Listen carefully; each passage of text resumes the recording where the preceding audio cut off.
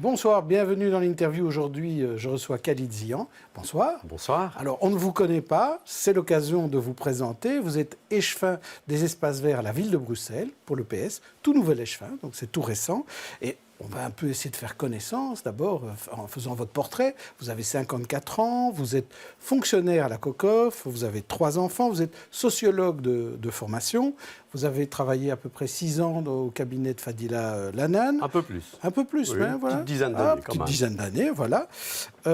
Et vous savez, on parle beaucoup aujourd'hui d'éthique et de transparence. Et notamment, on vise souvent le Parti socialiste. Alors, aujourd'hui, quelle garantie personnelle vous pouvez donner en matière d'éthique? En quoi vous êtes quelqu'un d'éthique? Vous savez, monsieur Deleu, je fais de la politique. Je suis inscrit au Parti socialiste depuis 1988. Si je voulais faire de la politique pour gagner de l'argent, je pense que j'aurais fait autre chose. Franchement, il y a des chemins beaucoup plus courts pour s'enrichir. Si je fais de la politique, c'est parce que j'aime le débat d'idées. Je trouve que le débat d'idées, la confrontation des idées, la confrontation démocratique des idées, fait avancer les problèmes de la cité pour trouver des solutions. Donc c'est discussion de projet contre projet entre les différents partis et avec la participation des citoyens qui fait qu'on peut gérer la cité du mieux possible et au service des citoyens, bien entendu. Ça, c'est le sens de mon engagement politique. Ce n'est pas par hasard si c'est à 54 ans que je démarre, entre guillemets, une carrière politique, parce que je ne vise pas une carrière politique. Comme vous le savez, c'est au pied levé qu'il a fallu remplacer le bourgmestre démissionnaire, la présidente du CPS, et donc il y a eu un certain nombre de changements qui sont intervenus au niveau de la ville de Bruxelles, et donc c'est au pied levé que j'ai eu la confiance des socialistes bruxellois qui, à l'unanimité, m'ont fait confiance pour me désigner comme échevin. Oui, au remplacement de M. Tibi. Alors, vous aviez plusieurs mandats, je ne sais pas si vous les avez encore, notamment président du foyer bruxellois. Est-ce que justement, dans le cadre de la nouvelle gouvernance, d'une espèce de nouvelle éthique, vous allez laisser tomber ces mandats? Alors, dans le cadre de toute la discussion sur le décumul et plus globalement sur l'éthique en politique qui a eu lieu au sein du Parti socialiste, personnellement, j'ai voté pour ce qu'on appelle le décumul intégral. C'est-à-dire décumul des fonctions et bien entendu décumul des rémunérations qui sont afférentes. En ma qualité de conseiller communal, j'avais été désigné président du logement bruxellois, donc une des 2 sociétés de logement social qui existent sur le territoire de la ville de Bruxelles. Bien entendu, j'attends que le conseil désigne mon remplaçant pour que je me démette. Non seulement ça, mais en plus, il faut que je vous dise, monsieur Deleu, j'ai prévenu mon employeur que je me mettais en congé pour me consacrer totalement et exclusivement à votre boulot d'échevin, à cette tâche d'échevin.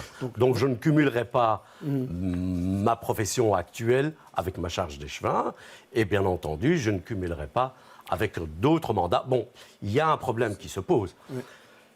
Il faut savoir qu'un groupe de travail a été installé au niveau de la ville, regroupant majorité et opposition, pour voir comment est-ce qu'on peut ensemble avancer et atteindre cette... Parce que c'était une véritable révolution copernicienne. Il ne faut pas qu'on se mente. Le vrai message que nous devons adresser à la population, nous devons retrousser les manches et avancer vers cela. C'est une question de survie.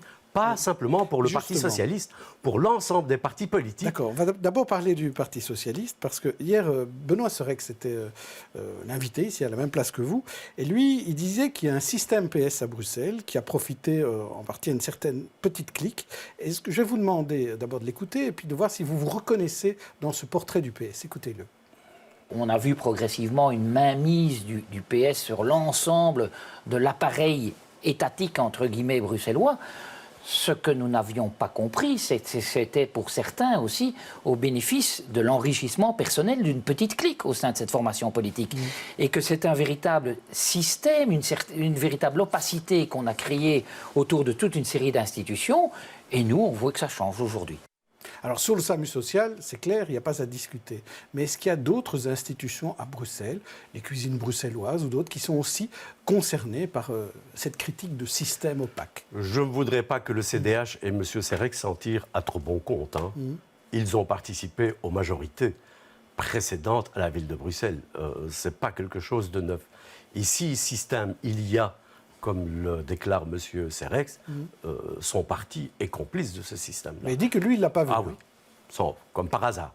Vous l'aviez vu? Je pense que ça participe je dirais, du contexte du moment où le CDH a débranché la prise et il a besoin de trouver des arguments. Ça, on va en reparler. On a parlé de l'État CVP à un moment, CVP, PSC, qui, de façon discontinue, quasiment depuis la naissance de la Belgique... Oui, mais la perspective historique est importante quand même. Est-ce qu'il y avait un système... Il n'y a pas une nouvelle virginité du CDH, là.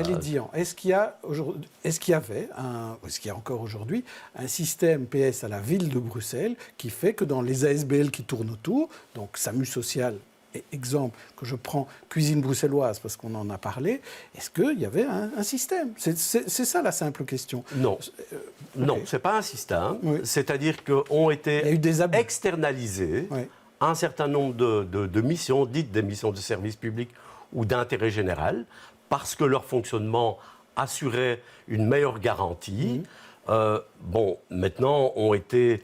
Dans ces structures-là, effectivement, on a pu fixer des émoluments qui, aujourd'hui, apparaissent comme excessifs.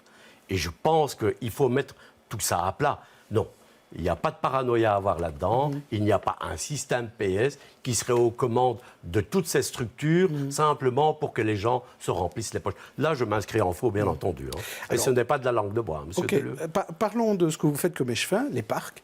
Alors, on a l'impression que les parcs ces derniers jours, on a l'impression que ça sert comme festival, avec couleur café, ou comme campement, comme le parc Maximilien. Alors, parlons d'abord du parc d'Ossegem, qui a accueilli couleur café. Est-ce que, au bout du compte, est-ce que c'est une bonne ou une mauvaise idée d'avoir accueilli couleur café dans ce parc? Là aussi, je voudrais qu'on retrouve une certaine sérénité. Je pense que globalement, je peux dire que le bilan est positif. Et que moi, personnellement, je suis favorable à une réédition de Couleur Café, du festival Couleur Café, au sein du parc d'Ossegem. Je dois dire que sur l'ensemble des obligations qui incombaient à l'organisateur, ils ont fait un effort extraordinaire en termes de propreté, en termes d'emplacement, en termes de préservation du site, de la fragilité du site, parce que bien entendu, un impact neutre ne peut pas exister. Ce parc n'a pas été conçu pour accueillir des festivals d'une telle ampleur. Hein. Donc il y a toujours un impact. Mais je trouve qu'il y a eu une véritable maîtrise sur les impacts négatifs éventuellement. Bon, bien entendu, les pelouses sont par certains endroits à refaire, mais je trouve que globalement, l'organisateur a tenu, en tout cas... Mais ce que je voudrais dire, c'est qu'il y a encore une marge de progression. Nous pouvons améliorer les choses, et j'espère que bientôt, lorsque nous nous réunirons et nous évaluerons ensemble la ville et les organisateurs, nous pourrons mettre sur pied un certain nombre d'améliorations pour encore garantir davantage la préservation de ce site extraordinaire. Parce que ce qu'il faut aussi dire, c'est que ce site, il y a des gens qui n'ont pas la chance de partir en vacances. Ce sont des utilisateurs, beaucoup de Bruxellois, des familles bruxelloises viennent sur ce site. C'est une attraction gratuite. Oui, mais extraordinaire. On vient faire des pique-niques familiaux, etc. Donc il faut que l'ensemble des utilisateurs, des usagers de ce site, y retrouvent leur compte. Donc c'est une question d'équilibre. D'accord. Donc je vous entends, il y aura quand même une édition. Couleur Café ne va pas déménager l'an prochain, en tout cas. Alors le parc Maximilien, est-ce qu'il est fait pour accueillir des réfugiés, comme ceux qu'on voit, des réfugiés soudanais qui, eux, veulent se rendre en Grande-Bretagne?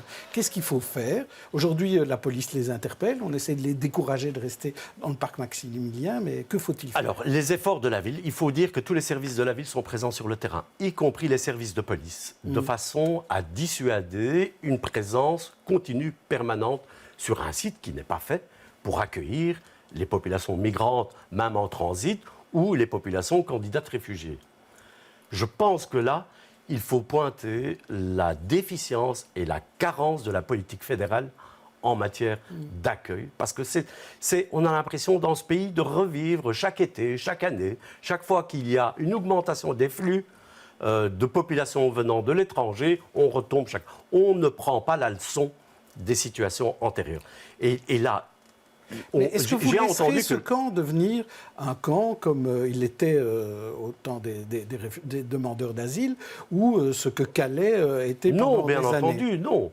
Il y a un problème de cohabitation. Vous savez, il y a des immeubles de logements sociaux, il y a un problème de cohabitation avec ces populations. Non, ce parc n'est pas fait pour accueillir un certain nombre de populations importantes. Là, dans ce cas-ci, il s'agirait plutôt de profils de jeunes adultes en transit. Mais ce que je voudrais dire, c'est que les ministres NVA du gouvernement fédéral ne connaissent pas Bruxelles. Ils méconnaissent la réalité bruxelloise. Encore pas plus tard qu'hier, ils émettent la proposition d'installer un centre d'accueil à Neder-Vormbeek. Mais ils ne se rendent pas compte que ces gens-là, mais ils ne se déplacent pas. Ils ne viennent pas dans notre pays derrière un volant de voiture. On va les installer à Neder-Vormbeek. Ces populations sont les premières victimes de cette situation.